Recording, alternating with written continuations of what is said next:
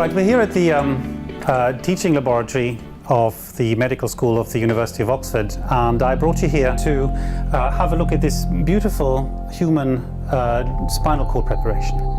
So of course it's not every day that we get to see a human spinal cord, and just to help you orient yourself and see how this would be just sort of laid out within your own body, just note that, of course here the brainstem and of course part of the head actually is still attached.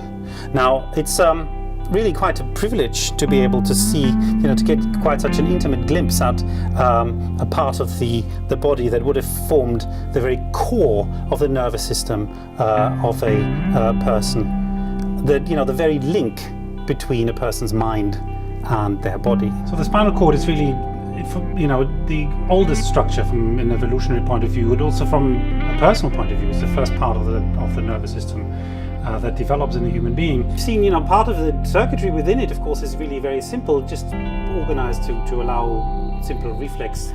Now, the spinal cord itself has actually got quite an interesting and relatively simple layout. One thing that people have realized for well over 100 years now is that actually sensory information, touch information, the information that tells me where my limbs are in space, enters the spinal cord through the back. More functionality and more interesting behaviors than to the repertoire of a creature, be it a human being or an animal.